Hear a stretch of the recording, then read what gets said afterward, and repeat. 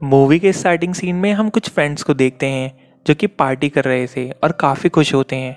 उन फ्रेंड्स में एक लड़का जिसका नाम टुन होता है वो एक फ़ोटोग्राफ़र था और उसकी एक फ्रेंड जिसका नाम जेन था वो भी फोटोग्राफर की स्टूडेंट थी। और वहीं पर उनके बाकी फ्रेंड्स भी होते हैं जो टुन की शादी और कॉलेज टाइम के बारे में बातें कर रहे होते हैं। उसके बाद हम टुन और जेन को कार में देखते हैं और वो दोनों शराब के नशे में होते हैं और जेन कार को ड्राइव कर रही होती है। और कार ड्राइव करते वक्त जेन एक लड़की को देख नहीं पाती और उसे टक्कर मार देती है और वो लड़की इंजर्ड होकर सड़क पर ही गिर जाती है। अब जेन उस लड़की की हेल्प करने के लिए बाहर जाने लगती है और टुन जो कि बहुत ज़्यादा डर जाता है और वो उसे बाहर जाने से रोक देता है, ये सोचते हुए कि कहीं वो किसी बड़ी मुसीबत में ना फंस जाए। और वो उस लड़की को ऐसे ही इंजर्ड छोड़कर वहाँ से भाग जाते हैं। और इसके बाद वो लोग उस एक्सीडेंट को लेकर काफ़ी परेशान थे। और अजीब बात ये थी कि पुलिस स्टेशन या हॉस्पिटल में से किसी लड़की के एक्सीडेंट या गुम होने की रिपोर्ट नहीं आई थी। टोनी एक फंक्शन में कुछ पिक्चर्स को क्लिक करता है, तब उसे इन पिक्चर्स में एक अजीब सा वाइट कलर का शेडो और एक लड़की नज़र आती है। और इसको कंफर्म करने के लिए वो ओरिजिनल और नेगेटिव पिक्चर दोनों में देखता है।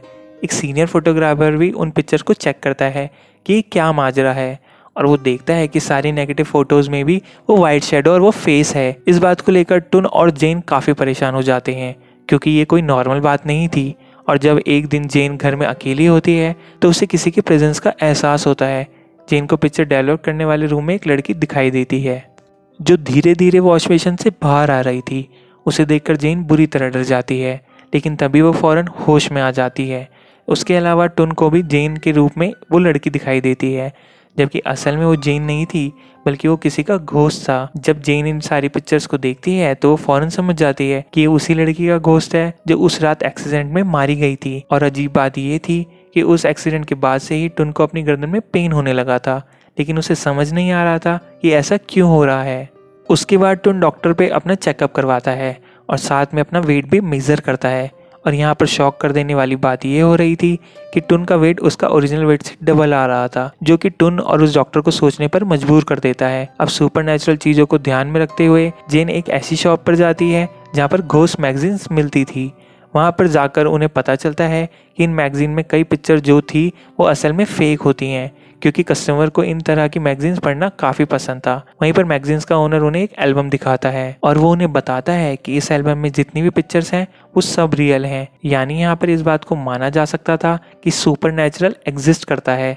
वो बताता है कि सोल किसी खास मकसद के लिए इन पिक्चर्स में आती है और हमेशा के लिए कैप्चर हो जाती है, और उन पिक्चर्स में आने वाली चेंजेस जेन के पिक्चर से मैच होती है। इन पिक्चर्स के रियल होने की वो एक और वजह बताता है कि इन पिक्चर्स को एक खास तरह के कैमरे से कैप्चर किया गया है और वो ऐसा कैमरा है जिसकी पिक्चर को एडिट नहीं किया जा सकता। फिर अगले दिन टुन का एक फ्रेंड उसके घर पर आता है जो कि काफ़ी ज़्यादा डरा हुआ होता है और वो टुन से कुछ पिक्चर्स और उस लड़की के बारे में पूछ रहा होता है। उसकी बातें सुनकर टुन काफ़ी ज़्यादा नर्वस हो जाता है कि आखिर वो ये सब कैसे जानता है। जेन उन सब पिक्चर्स को काफ़ी डिटेल से देखती है और उस कॉलेज में जाती है जहाँ पर टुन पढ़ता था, और वहाँ लैब में जाकर वो उसी खास किस्म के कैमरे से पिक्चर कैप्चर करती है। और इस पिक्चर में वही लड़की जिसका उस रात एक्सीडेंट हुआ था उसकी सोल नज़र आती है, जिसे देखकर जेन काफ़ी डर जाती है। और तभी उसे वहाँ पर किसी के प्रेजेंस का एहसास होता है और वो वहाँ से भागने लगती है। तो तभी एक पिक्चर नीचे गिर जाती है। वहाँ जाकर वो चेक करती है तो वो एक लड़की की पिक्चर होती है। उस लड़की के बारे में जानने के लिए वो कॉलेज ग्रुप की फ़ोटो चेक करती है। उन पिक्चर्स में उसे ऐसी पिक्चर मिलती है जिसमें टुन उस लड़की के साथ खड़ा था।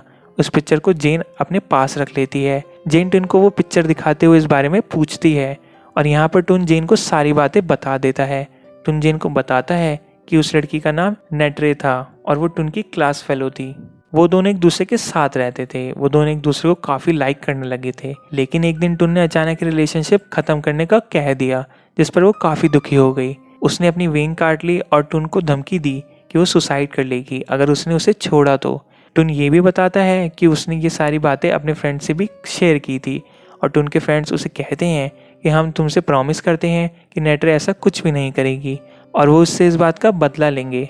और बस उसी दिन से नेट्रे कॉलेज में नज़र नहीं आई और ना ही उसका कोई अता पता था, और इसके बारे में टुन भी कुछ नहीं जानता था। जेन उससे पूछती है कि आखिर इस बात के पीछे ऐसी कौन सी बात है जिसकी वजह से नेट्रे का घोस्ट उन्हें परेशान कर रहा है और उसके पीछे पड़ गया है। फिर उसके बाद टुन अपने एक दोस्त के घर जाता है और उसके घर की हालत काफ़ी ख़राब थी, और अचानक से वो अपने उसी फ्रेंड को नोटिस करता है जो कि सुसाइड कर रहा था, और देखते ही देखते वो बिल्डिंग से कूदकर सुसाइड कर लेता है।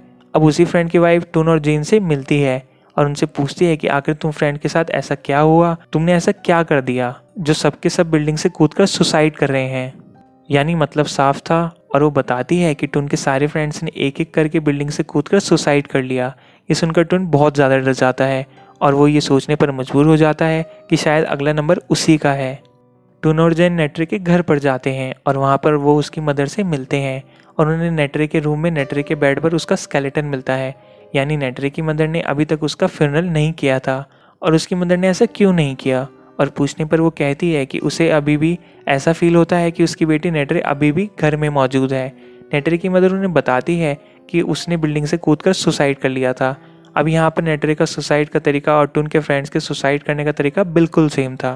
यानी किसी ना किसी तरह ये बात आपस में कनेक्टेड थी। और उसकी मदर बताती है कि उसने अभी तक अपनी बेटी का फ्यूनरल इसलिए नहीं किया क्योंकि वो नहीं चाहती थी अपनी बेटी को खुद से दूर रखना, क्योंकि उसने सुसाइड जो किया था। वो दोनों नेट्री की मदर को काफ़ी समझाते हैं, काफ़ी इंसिस्ट करने पर वो मान जाती है और उसका फ्यूनरल कर दिया जाता है। और जेन समझती है कि शायद अब सब कुछ नॉर्मल हो जाएगा। जब टुन और जेन सो रहे होते हैं तो टुन को कुछ अजीब फील होता है और उसकी आँख खुल जाती है और वो अपने बेड के पास नेट्रे के घोस्ट को देखता है और काफ़ी डर जाता है। और वो रूम से बाहर आकर सीढ़ियों से नीचे जाने की कोशिश करता है, लेकिन वहाँ पर ऐसा फील हो रहा था कि वो बार बार भाग कर एक ही जगह पर आ रहा था। यानी वो एक ही फ्लोर पर है और वहीं पर उसे जेन खड़ी हुई मिलती है और वो उसे अपनी कटी हुई विंग्स दिखाते हुए कहती है कि उससे इतना प्यार करने के बावजूद उसने उसे कैसे छोड़ दिया। और तभी जेन नेट्रे में बदल जाती है। तब टुन अपनी जान बचाने के लिए विंडो से बाहर निकलने की कोशिश करता है, लेकिन वहाँ पर भी नेट्रे का घोस्ट आ जाता है और टुन को डराने की कोशिश करता है। टुन इतना ज़्यादा डर जाता है कि वो नीचे गिर जाता है। नेक्स्ट डे टुन की आंख एक हॉस्पिटल में खुलती है और वो वापस अपनी सिटी में आ जाते हैं। जेन उसी सीनियर फोटोग्राफर के पास जाकर कुछ पिक्चर्स डेवलप करवाती है और उन पिक्चर को सीक्वेंस में रखकर वो सबको एक साथ देखती है और उसे पता चल जाता है कि नेट्रे का घोस्ट धीरे धीरे करके बुक सेल के पास जा रहा है। अब उसी साइट पर जाकर जेन को कुछ नेगेटिव फोटोग्राफ्स मिल जाती हैं और जब वो एक पिक्चर को डेवलप करती है तो एक बहुत बड़ा सीक्रेट रिवील होता है। असल में बात ये थी कि उसी लैब में जहाँ पर जेन गई थी वहाँ पर टुन के फ्रेंड्स ने नेट्रे को सेक्सुअली अब्यूज़ किया था।